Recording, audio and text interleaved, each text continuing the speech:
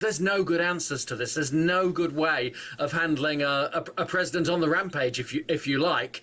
But I think we have to stick together with all the countries that have been singled out by President Trump in this way. EU members are not. Now, the American president insists his country has to acquire Greenland for national security reasons and has not ruled out using military force.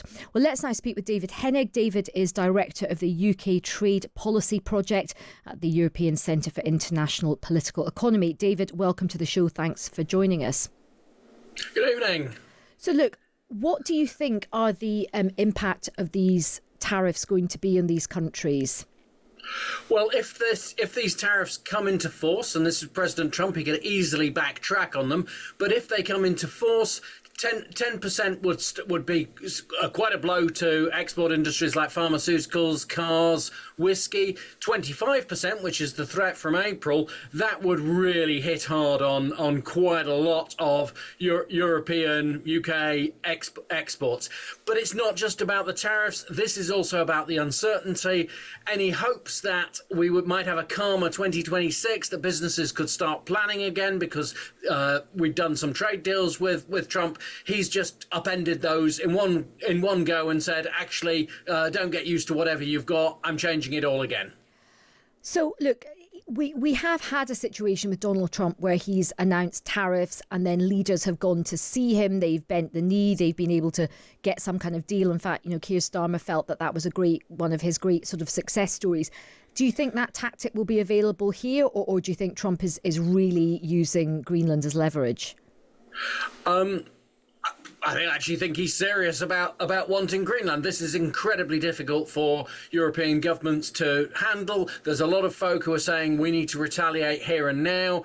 I'm not sure that Europe has the strength to do that, if I'm being bluntly honest. So I suspect there will be a lot of meetings going on, a lot of discussions going on with anybody that UK leaders, European leaders can find in Washington who they can have a serious conversation with, trying to put the pressure on, trying to find ways to get Trump to backtrack or put this on pause, just keep anything to keep this basically at some distance from actually being implemented. But at this stage, and it's not just about the trade, obviously, this is the entire EU. European US relationship. At the moment, the winners from this would appear to be China and all the other Asian economies who would be sending the message, we won't be putting these tariffs on, do business with us. Oh, that's really interesting.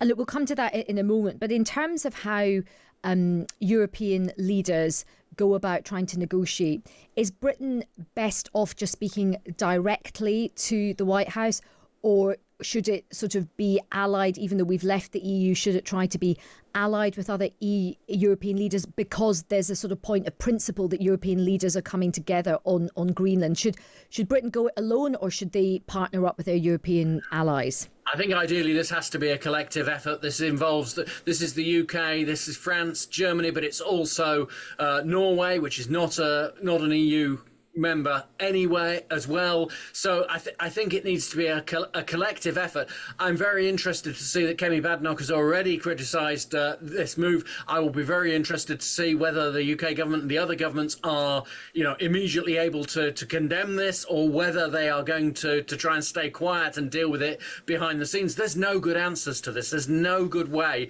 of handling a president on the rampage, if you like. But I think we have to stick together with all the countries that have been singled out by President Trump in this way. EU members are not. One of our listeners, Chloe, has messaged in saying, why doesn't every right-minded country just get together and instate the same tariff amount back on the USA? That's what China threatened, and he backed off. We cannot let a bully win. What's the answer to that?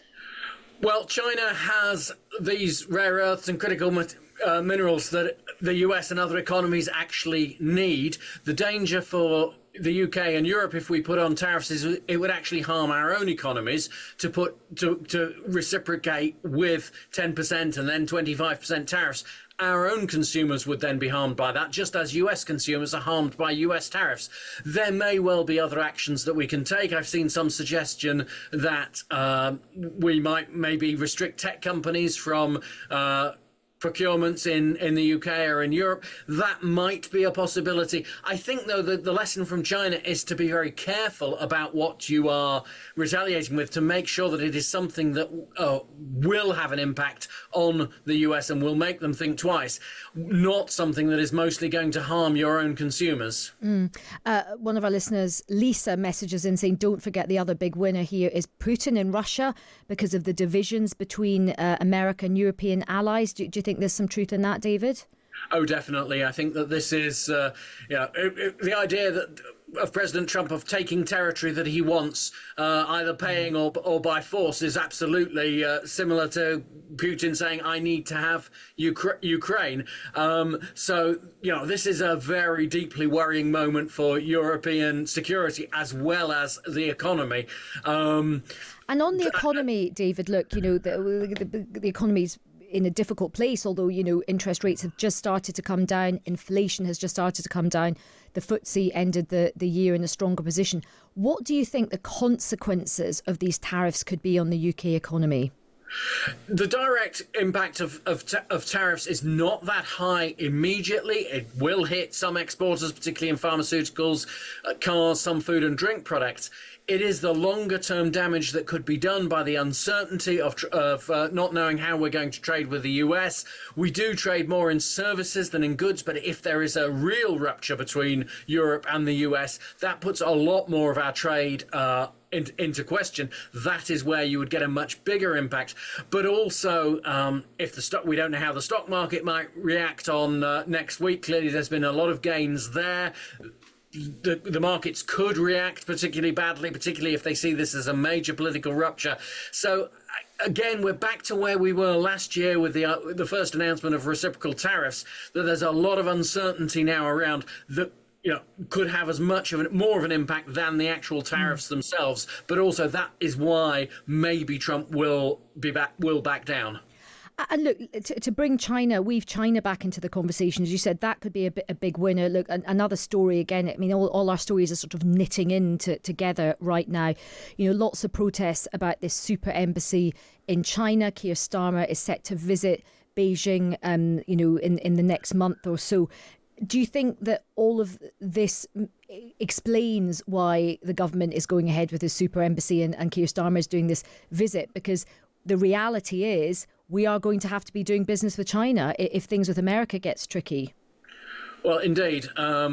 Clearly, we have a particular relationship with the US, which is much deeper than that with China. But there are two superpowers, and one of them is behaving incredibly erratically, whereas the other is, at least saying, come and trade, not always entirely honestly in truth. But yes, the whole of Europe, the UK, is going to have to trade with China, given how unreliable potentially the US is becoming. I don't think we've got much choice in that. And it's not good enough, incidentally, just to say, oh, we should have stronger relations with Europe. I'm afraid that, yes, that would be positive, but I'm afraid this calls for stronger global relations away from the US as well. OK, two quick questions before I let you go. Benjamin's messaged in saying, doesn't Britain and Europe own a lot of US debt? Can't we just dump it and watch the US dollar tank? Is that an option?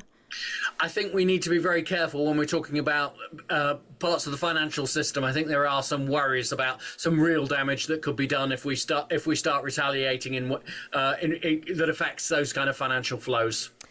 And I suppose reflecting a comment that one of our listeners, Clarissa, inputted in, I read that out at the beginning, and it reminds me of that great quote that actually Lord Stirrup drew my attention to a couple of weeks ago. It's Thucydide. I if I can pronounce that properly. It's the Greek historian, which basically says the strong can do what they can and the weak suffer what they must. Are we just in a world now where she was saying, because we haven't spent very much on our defence, because Trump is now dominant, he can sort of do what he wants and there's nothing we can do?